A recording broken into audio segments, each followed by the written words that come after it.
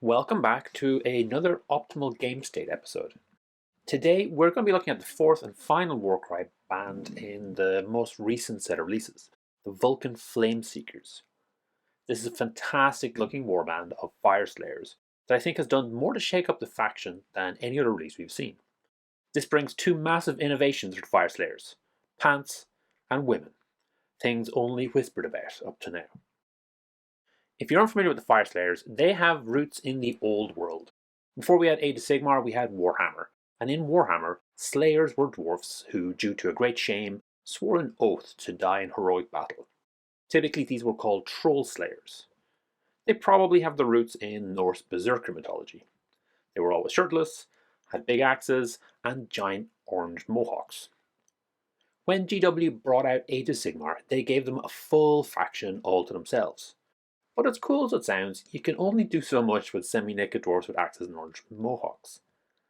In the story, these were the dwarves who followed the god Grimnir, a warrior god of fire and fury rather than the more traditional dwarfen god of Grungni, who was a god of metal and crafting.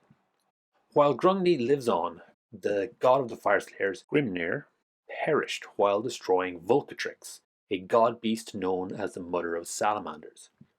The giant magma draughts that the Fyreslayers often ride are descendants of Vulkatrix, and the Urgold they collect are supposedly shards of their god. The Fyreslayer society is divided into lodges, which are groups of families bound together under a single chieftain.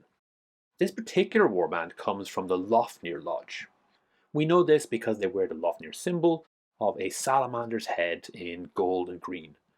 Possibly it's an image of Vulkatrix. That's because these Fyreslayers venerate Vulkatrix as an equal of Grimnir and worship them both. They see the Urgold not just as the shattered parts of Grimnir, but the mingling of Grimnir and Vulkatrix, their powers combined into something greater. The warriors of this lodge are often considered fanatical and leave only ashes in their wake. If you look closely at the models, you'll see they've marked the hands black. Something this lodge does with soot as a reminder of the rite of passage, which is to walk across a bridge of fire steel while carrying a magma draught egg. This symbolizes the battle between Grimnar and Vulkatrix, where Grimnar's form began to sear from the intense heat coming from the Ur Salamander. It's a nice touch by GW Painting Studio.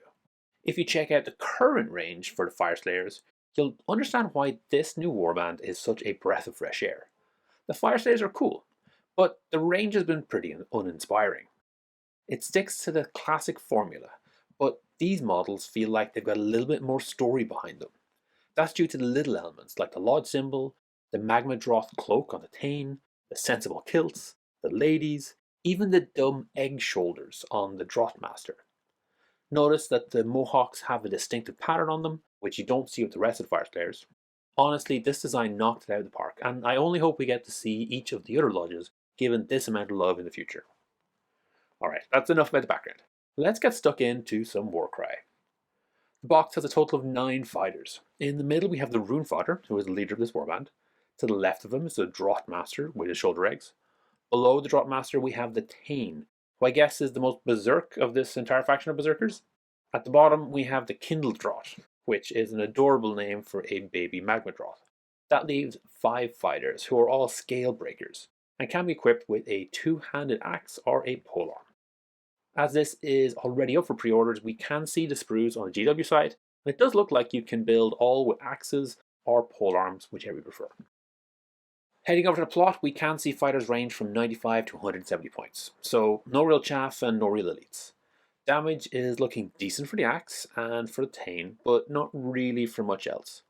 Interestingly, all the dwarfs have a thrown axe profile, which is identical regardless of the points cost. That's actually pretty cool. There are 4 warband-wide abilities. The first is their reaction, Runic Flare, which only the dwarfs can use.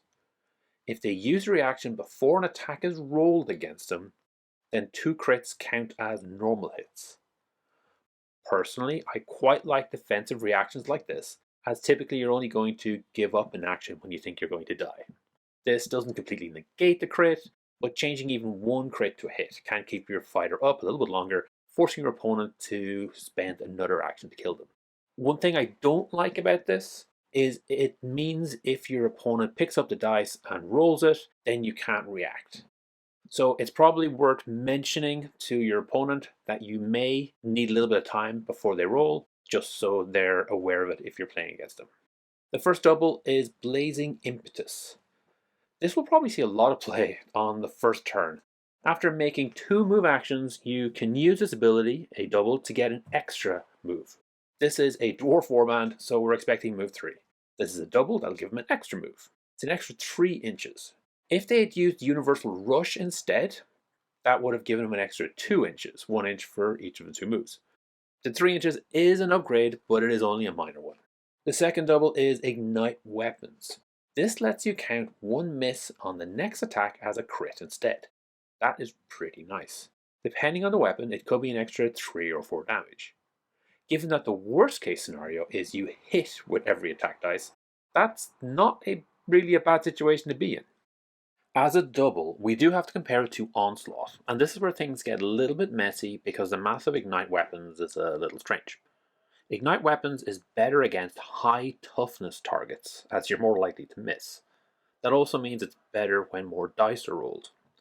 It does increase average damage, but does so by increasing the low damage and leaving the max damage the same. Onslaught, on the other hand, is better when your base attack has less dice. It's also better when the target is lower toughness because you're more likely to hit. I've tried some numbers on this, and you can find a link to them in the description. But to give you an easy way to remember, I'd suggest the following. If you have only 1 action, always go for Ignite Weapons. If you have 2 actions, and your target has lower toughness than your strength, go with Onslaught. Otherwise, go with 1 Ignite Weapons, and then your other attack is a normal attack. Then last for the Warband wide abilities, we have the Quad. As always, never plan for quads, but enjoy them when they arrive. This is a straight damage quad, which is interesting. You pick a target within 3 inches and roll 6 dice. For each 2+, you do damage equal to half the value of the ability. Let's assume you're perfectly average on that 6 dice, and 5 of them are 2+. With a quad 1 or quad 2, that's going to be 5 damage.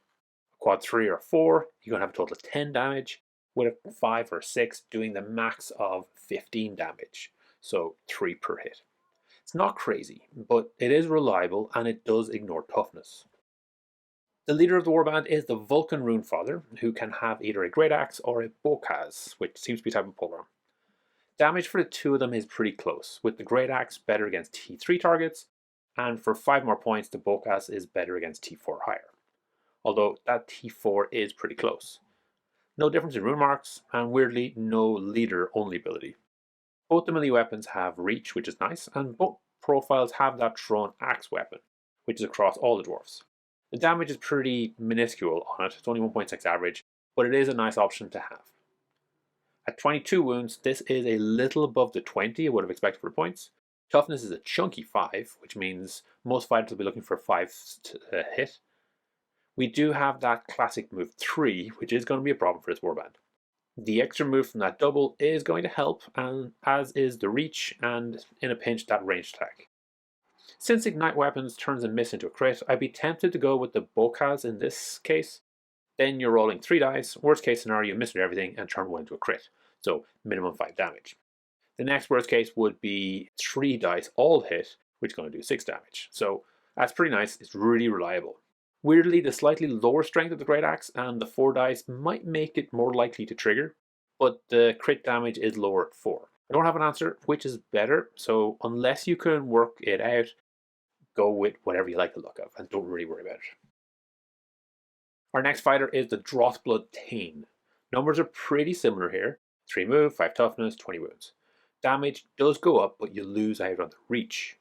Points are significantly lower at 140, making that a pretty good value spend. The ability is Berserk Rampage, which is similar to the quad ability, but is a triple. You pick a target and roll 6 dice. Every roll that matches the value does damage equal to the value. All others do 1. So at worst, it's going to do a straight 6 damage. In theory, it could max out at 36, but you'd have to be insanely lucky. It's a fine ability, it ignores toughness and has a minimum, which is nice. I will say, from a pure gameplay perspective, I really dislike that you look for the number of the value. Why not just stick with crits on 6s like every other mechanic in the game? Anyway, that's a minor quibble. The chain isn't particularly exciting. It's a fantastic looking model, and if it does connect, it is going to get some good work done. Next up, we have the Drop Master. 125 points for 3 move, 4 toughness, 20 wounds. Again, great value for the wounds. Average melee damage is 4, which is decent for the points, and with that reach of 3, it's actually quite good. We also have the Thrown Axe as a backup just in case. The ability unique to this fighter is Creed of Flame.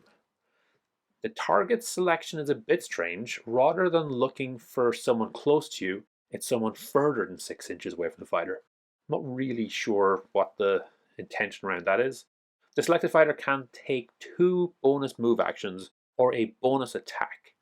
And if the target has the Beast Rune mark, they get all 3 bonus actions. That is pretty amazing, and now we know what we're going to be doing with triples. The condition means you can't use the ability on the Drop Master himself, but you should have some good options on the table. We'll be looking at the Kindle Drop next, who is obviously the intended target, but even on a target like the Tane, it is going to be a 6-inch move, which will get him into combat.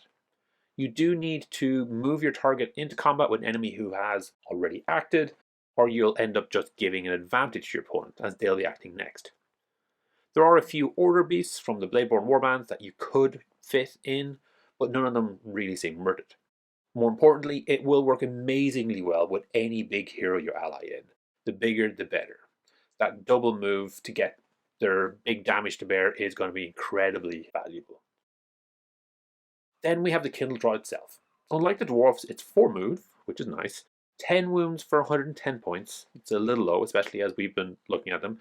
You'd kind of expect 12 or 13 for that point range, but it's not terrible. The average damage is good. 4.6 is great for those points. It is interesting to compare this fighter with the previous one, who has double the wounds for just over 15 more points. The little guy does not have the elite rune mark, so he doesn't get access to reaction. That means the Kindle Draws are likely to be weakest in the Warband and are a pretty good target to go after. The ability unique to them is the double Kindle Breath. You roll dice equal to the ability, and each 5+ does 1 damage to target, and any fighters within 2 inches of them. Not too hard to set up a double 6, and that will average out to about 2 damage. But if your opponent ends up clumping, that's 4, 6, maybe even 8, so that could be quite good for double. Despite being adorable, these are pretty similar to the Gryph-hounds, which, while fun, aren't amazing. Gryph-hound is 5 points for 2 more wounds, 2 more move, and does slightly less damage with an average of 4. Kindle Drop does have that extra range attack and works great with the Drop Master. Triple is going to mean the little guy charges 8 inches across the board and will end up attacking 3 times for almost 14 damage, which will definitely make an impact.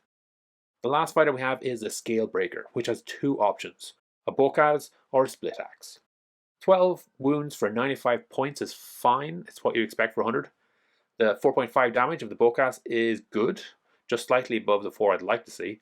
Again, we have that range attack, which is nice to have. We still have that 3 move, which unfortunately holds back the entire Warband. This fighter is comparable to the bargain 50-point KO company Privateer, I think, who has 1 less toughness, the same wounds, and the same move. The melee damage with the Privateer is obviously significantly worse, but the range damage is almost an identical profile, just 1 less strength. So if you can't get your Scale Breaker into melee, then those points are essentially wasted. The second profile is the Split Axe. This trades a point of crit for a point of strength, which means you'll do less damage against T3, but more damage to T4 and tougher.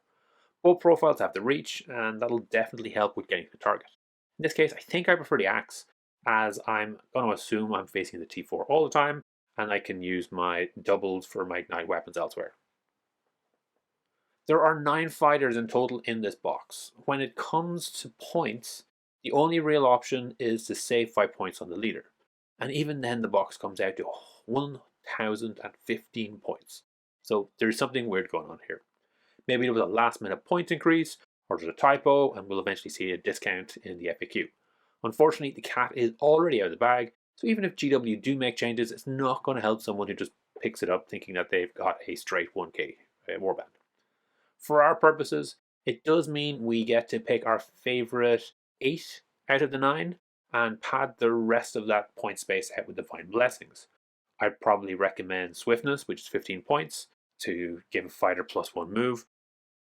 Dwarf warbands have always struggled with their move 3. In this case, almost everyone in the warband has reach, and if that isn't enough, they can fall back on their throw and axe attack. They have a double that lets them squeeze out an extra inch, and a fantastic triple that gives someone 2 bonus moves. When you do finally get them into melee, the double ignite weapon is a fantastic ability, and make sure you're doing good, reliable damage. Those are some great tools, so hopefully it's enough to push them past that 3 move. I do think the scale breakers are solid, and the drop master is super good with that ability. So I wouldn't be surprised to see lists with the Rune Fodder, Drop Master, and 1 or 2 big heroes for the Drop Master to use dribble on, and then round out the rest with the scale breakers. If this is a warband you are interested in, do check out this month's White Dwarf, which does have all of the background and narrative rules you need for this warband. I do think this looks like a great warband, and I look forward to seeing them on the table. Thanks for making it all the way to the end. Hopefully you enjoyed this video. Each week I put up a new video talking about one of Games Workshop's specialist games. The goal is always to try and make the best possible 2-player experience. If this is something you'd find interesting, please subscribe to the channel and comment to let me know what you'd like to see in future.